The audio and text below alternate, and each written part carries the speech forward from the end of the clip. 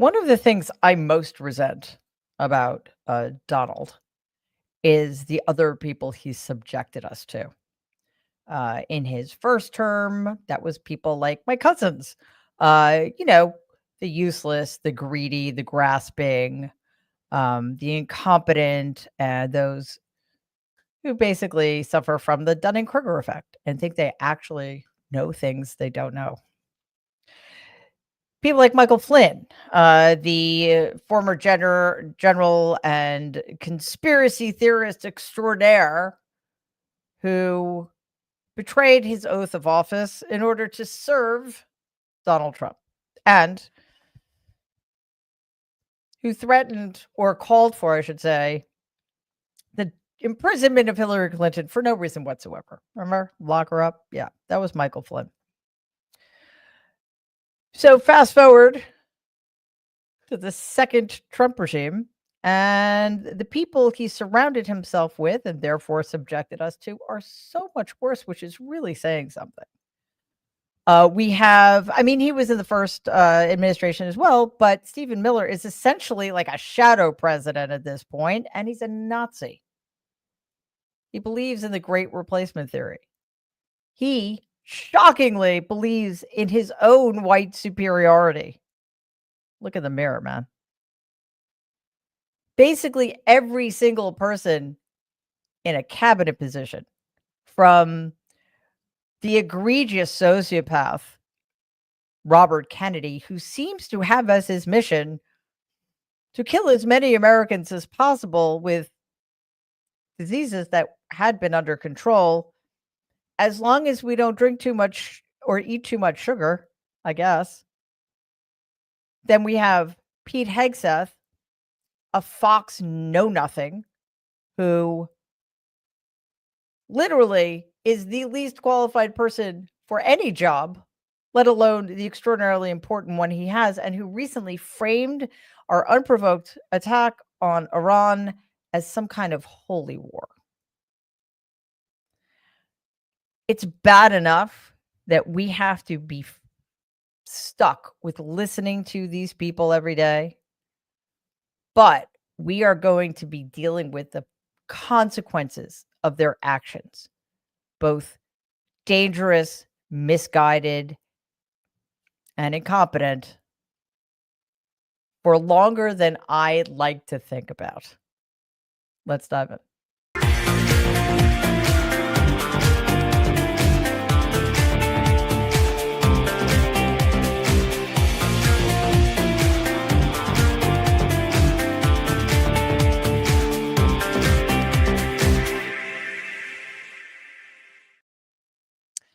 Good evening and welcome to this episode of Barry Trump Live. It is great to be here with you. I think it's Wednesday. How'd that happen? Anyway, I'm in New York. We had a Democratic mayoral primary yesterday, and by and large, New Yorkers are celebrating, while people on the right across the country are kind of freaking out. ABC News breaks down the results of what turned out to be a quite unprecedented and unexpected mayoral primary. A political upset here in New York. Democratic socialist Zohran Mamdani is the likely winner of the city's mayoral primary. He declared victory after former Governor Andrew Cuomo conceded. Cuomo was backed by big money donors, but Mamdani, a 33-year-old state lawmaker, was endorsed by Senator Bernie Sanders as the anti-establishment candidate. Republicans are slamming Mamdani as anti-capitalism and anti-Semitic for criticizing Israel, which he denies. He says he's focused on the cost of living. We have won because New Yorkers have stood up for a city they can afford. A city where they can do more than just struggle. One where those who toil in the night can enjoy the fruits of their labor in the day. Okay. Now, it is quite something that Mr. Mamdani won a race in which he was not just the underdog, but I think that that's an understatement. Cuomo had many, many things going for him. He belongs to a extraordinarily famous and powerful political dynasty in New York City. He has name recognition. He was the governor of the state. Also, he had vast amounts of funding. He had a $25 million PAC at his disposal. And he got the endorsement of very powerful Democratic Party insiders. Yes, the Democratic establishment backed the guy who had to resign from his position as governor of the state because he was credibly accused of sexual assault by 11 women. Our attorney general said, quote, "I believe women and I believe these 11 women," unquote. She had a lot of other choice things to say about Mr. Cuomo, but Cuomo lost by a significant margin. 8 percentage points, given all of the advantages Cuomo had, is huge, right? He's out of the race. He conceded he's mulling whether to run as an independent. I think that would be seriously ill-advised, especially considering that our disgraced and degraded current mayor, Eric Adams, is running as an independent in November. But I want to focus on what happened in the campaign. Zohran Mamdani campaigned as, quote unquote, Donald's worst nightmare. He was running at a disadvantage for several reasons. He is quite young. He's 33 years old. He doesn't have that much experience. And because he's a brown Muslim man, he faced a lot of racism and Islamophobia. However, he showed us what you can do when you focus on what people care about. He put together a fascinating coalition of people from low income to high income, Latino, Asian, a really kind of fascinating and diverse group of people supported him across all 5 of the boroughs. What did he do? Well, he has plans to freeze. He talked about his plans to freeze rents because rent in this city goes up at an insane degree, and it's becoming unaffordable to the people who make the city what it is. He talked about implementing universal childcare, making buses faster and free, fairly taxing the 1%. And you know what? One, it was effective. Obviously, he won the primary. 2, it turns out he was right because Donald threw a tantrum on his failing social media site, writing, quote, "The Democrats have crossed the line. Zohran Mamdani, 100% communist lunatic. He looks terrible. His voice is grating, and he's not very smart. He's got AOC plus 3 dummies all backing him," unquote. Okay. You know what, guys? Every once in a while, I feel I don't really like doing it, but I do feel the need to help Donald out. I don't know. Just a knee-jerk response I have sometimes. So, Donald, buddy, stop looking in the mirror when you're writing your social media posts because everybody knows you're talking about yourself. And quite frankly, you come across looking both mean and petty and self-loathing. Anyway, I'm pretty sure the lunatic he's talking about is him. Who looks terrible, whose voice is grating, who's not very smart. I leave it to you to decide. So it turns out, as I said, that Mamdani was right. He's got Donald spitting out, and people on the right, including MAGA lunatics like Laura Loomer and Amy Mack, who are just world-class racist Islamophobes, are just, they don't know quite what to do with this unexpected and, quite frankly, unlikely victory. Members of the Trump regime, like Nazi Stephen Miller, tried to frame Mamdani as extreme, while outlets from like the New York Post and Fox are clearly not sure how to deal with this potential threat, not just to Republican chances in November, which are never very good in this very blue city, but also to establishment Democrats. Nobody thinks Zoran Mamdani is an extremist. They don't like the fact that he challenges everything they stand for: greed, hatred, white supremacy, and unity. Meanwhile, his opponent and somebody who became his ally, Brad Lander, the two of them cross-endorsed each other because our Democratic primary was ranked choice voting. He showed up to Mamdani's victory party and joined everybody in celebrating the win. They had indeed joined forces, as I said, endorsing one another and rallying voters against Cuomo. So this win in New York City signals that many people are not thrilled with establishment Democrats. So Mamdani's victory challenges the assumption that in order to win as a Democrat, you have to toe the party line and you have to pull your punches. The vast majority of House Democrats joined Republicans to vote down an impeachment inquiry into Donald's attacks on Iranian nuclear facilities. This would be a case in point, would it not? Here's KHOU CBS 11 News with the latest. The House has voted to set aside an impeachment effort against President Trump. Representative Al Green from Houston introduced the impeachment resolution today, accusing Trump of abuse of power over military strikes in Iran. The House voted along bipartisan lines to quash that measure, most Democrats joining Republicans to table the measure.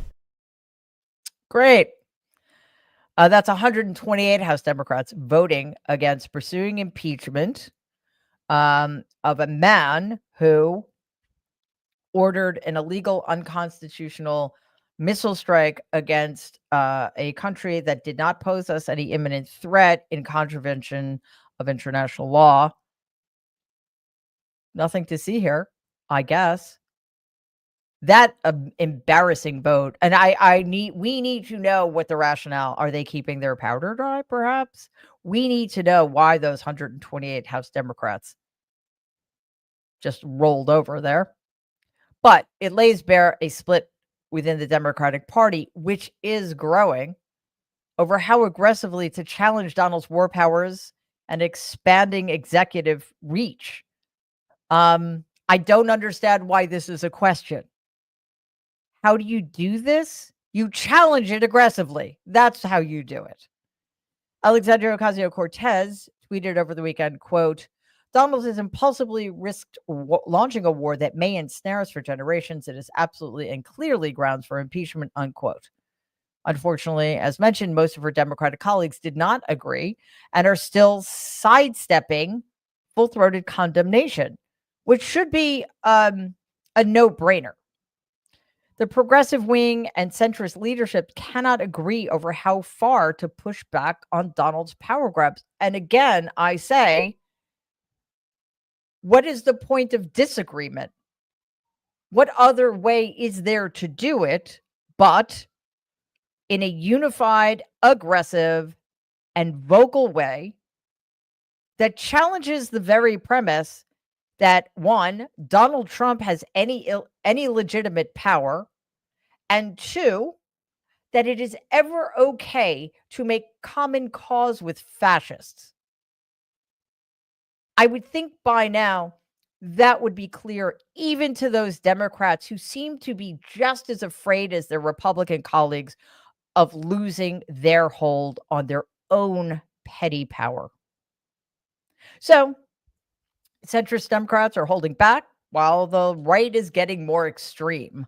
Health and Human Services Secretary Robert Kennedy, newly overhauled federal vaccine his newly overhauled vaccine advisory panel met for the first time today and discussed possible changes to immunization in children.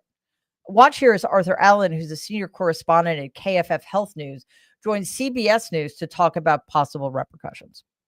The meeting today and tomorrow is affecting some rather minor decisions what was discussed this morning. I was watching the meeting online, and they are talking about revising or re-examining the entire childhood vaccine schedule, and that's could be very significant. And frankly, just the way that they talk about vaccines is really different than we're used to hearing public health authorities. And this committee, which has existed since 1964, most of the members of these committees in the past, trusted the CDC and took pretty much what they said literally and to heart.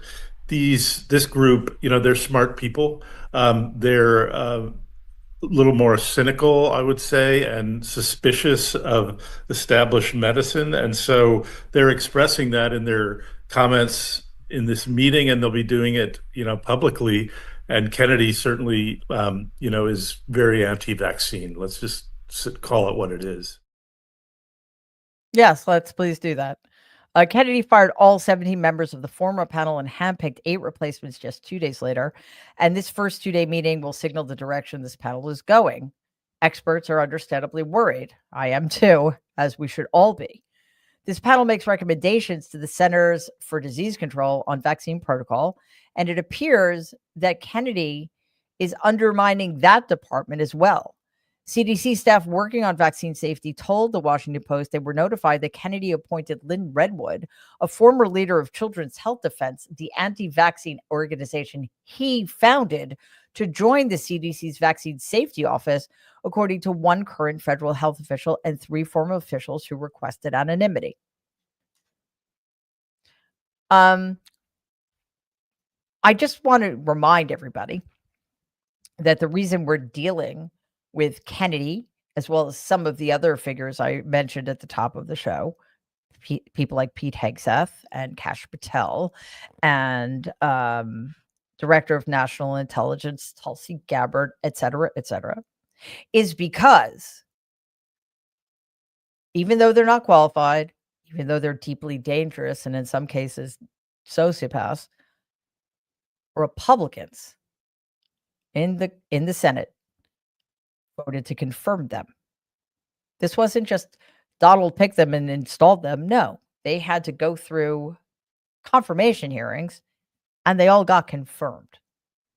I think we need a special shout out for Senator Bill Cassidy, who voted to confirm Kennedy, knowing what we know, knowing that he has been a virulent anti-vaxxer for decades, knowing that he has no interest in putting the health of Americans first, knowing that he knows nothing. He's not a scientist. He's not a doctor. He's not an immunologist. He's not a virologist.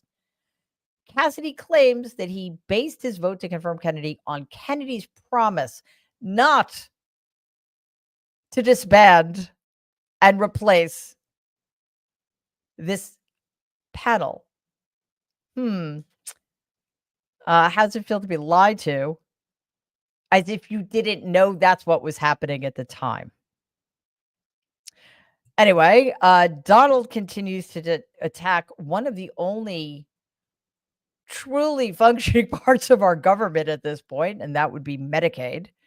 Donald and the Republicans have been gunning for Medicaid for quite some time because they're heartless and they don't care about whether or not people in this country who are struggling have health care. Today at the Russell Senate building, Medicaid activists in wheelchairs were arrested by Capitol Police for staging a sit-in. Their banner was taken from them. Their wrists were put into zip ties. Take a look at this.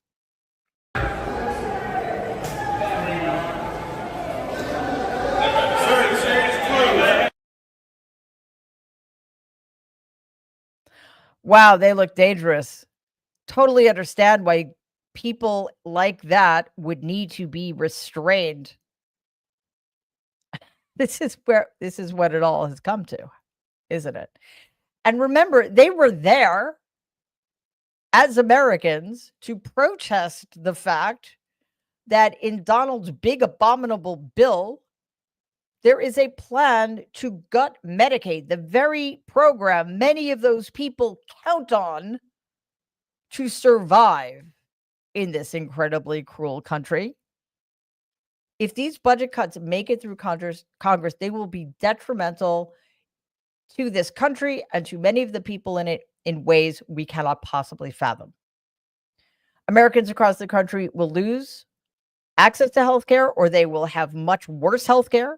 Hospitals and healthcare providers warn that there will be massive staffing cuts and much less access to doctors. And of course, a plethora of other issues, both anticipated and unknown at this point, if funding is gutted to the extent that Republicans in Congress plan to gut it. So these activists aren't just fighting to keep a policy in place, they're fighting for their own lives as well as the lives of other people. Although it's important that they show up. And quite frankly, in the current climate, I have to say, I think it's important for other Americans to see just how far the Trump regime and his brown shirts are willing to go to stifle our voices. In further resistance against the big abominable bill, 3 years since the fall of Roe v. Wade, thanks to the corrupt, illegitimate supermajority of the Supreme Court, New York Attorney General Letitia James joined a coalition of state attorneys general in warning hospitals not to deny emergency abortion care, calling it a violation of federal law. In a letter to the American Hospital Association, the AGs emphasized that the right to emergency reproductive care remains protected under the Emergency Medical Treatment and Labor Act, or EMTALA. The statement comes as several New York Republicans in Congress, including the execrable Elise Stefanik and Mike Lawler, continue pushing federal abortion restrictions, including including the big abominable bill, which targets Medicaid funding for Planned Parenthood and reproductive services. They're not going to stop unless we stop them. This is the roadmap they've been following for a very long time.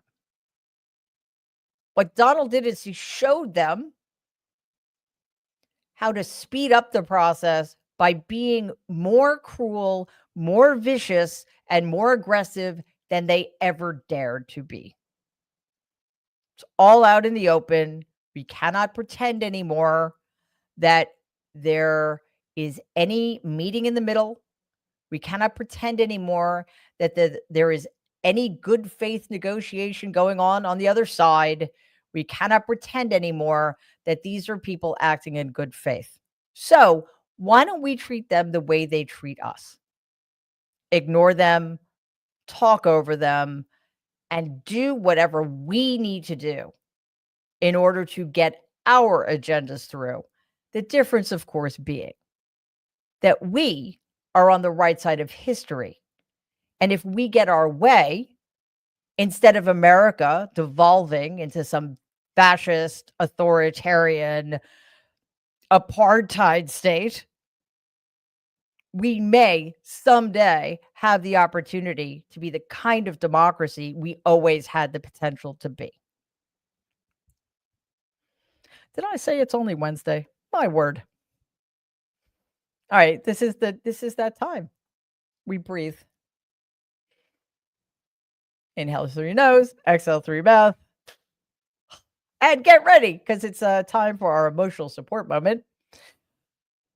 So yeah, I mean, I think that swearing has its place. Like, it can actually make you feel better. Just like I mentioned the other day, like sometimes if you're frustrated and you sigh audibly, people are going to think you're very annoyed at them, and you may well be. But there's a physiological purpose to sighing. It actually calms us down. Swearing too, but deep breathing is actually good for you. And, it doesn't offend people. Not that we should be so easily offended by things like that. There are much more offensive things going on. So we here at Mary Trump Media try. Do we try? Well, I've been trying. I've been trying to keep our language PG. PG-13. R. I try. But it's not always easy, which is why I need to breathe more. But there's really a lot to be swearing about. So let's get to our next story. Because or our emotional support moment, because it helps us change the subject. It helps us reset. It helps us take things down a notch. This is a story of a parrot named Hendrix who just cannot keep it clean. This is not me. This is not me swearing. I promise you. I talked to Hendrix. I was like, you've got to clean it up because we don't want to upset people. But I have to tell you, it is actually very calming for me to hear a parrot do what Hendrix did. Take a look.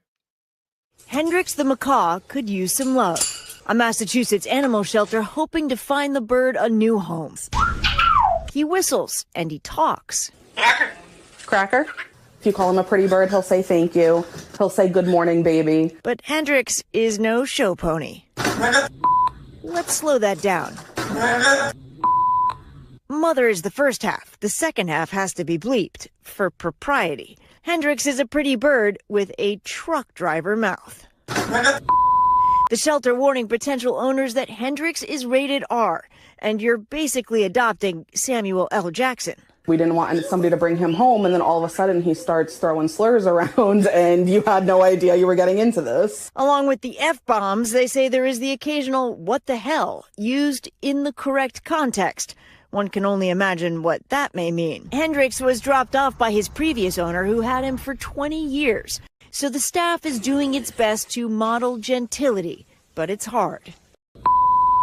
We try not to react because we don't want to encourage it, but there's times we have to leave the room to laugh. Tonight, the animal shelter says they have found a new owner, a woman in southern Maine promising to take good care of him. She'll likely get a few good laughs in return. The Samuel L. Jackson of parrots. That's funny.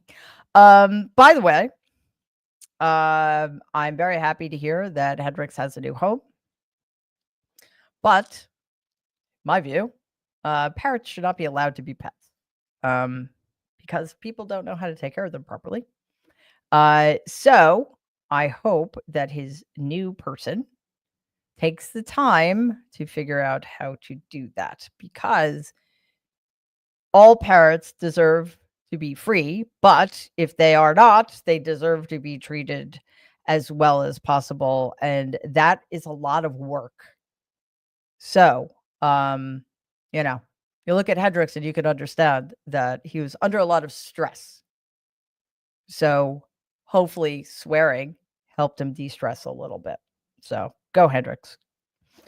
All right, guys, let us check out what you have to say tonight. Paul, a new member. Thank you so much, Paul, and welcome. Love my dogs a lot. Thank you so much, as always. Comment: in spite of the chaos Donald has created and the pain, fear, and division he has caused in our country, Donald thinks he deserves a Nobel Peace Prize for what he believes he has accomplished for foreign countries. Demented. Yeah, that is demented. What's also demented is that people have actually nominated him for it. So, yeah. They should start a new prize for him. Like the Nobel Worst Person Who Ever Lived Prize or something like that. He'd sweep every category in perpetuity. Mighty Cheryl, thank you as always. Gifted 1 Mary Trump Media membership. That is awesome. Mighty Cheryl again. Thank you, Mighty Cheryl. Miss Mary Fee, hope everyone is staying cool. Yeah, it's another brutal day. I wasn't expecting it to continue in today, but woo! If you are anywhere in this heat dome, please be very careful. Hydrate, hydrate, hydrate. And do not forget, make sure all the pets are hydrated, and check on your elderly neighbors or people who have trouble getting around. Make sure they're hydrated, and do not forget electrolytes. Trust me on that one. Rose Blue, thank you so much. Comment: if there's Nobel effing moron prize here in I know, right? Yeah, I mean there's not a trophy room big enough to store all of those Nobel prizes, that's for sure. Regina, thank you so much as always.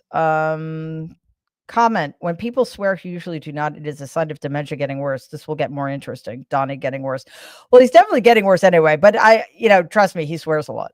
So that wasn't what I found interesting is, and I think this is probably what you're getting at. It depends on the context. Like everybody who's like, I have no problem using judicious swearing, but if I'm doing a hit on MSNBC, I am not swearing. It's inappropriate. It is not the right. I mean, I could. It's cable, but that's inappropriate and unprofessional. You contain yourself. The fact that he's swearing the way he is publicly in front of reporters, yeah, that's potentially a sign of very poor impulse control that's getting worse.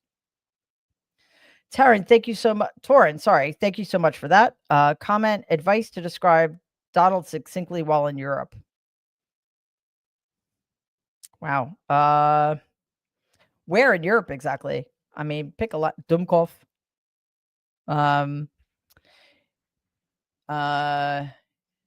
What's that word for pagliaccio? Clown.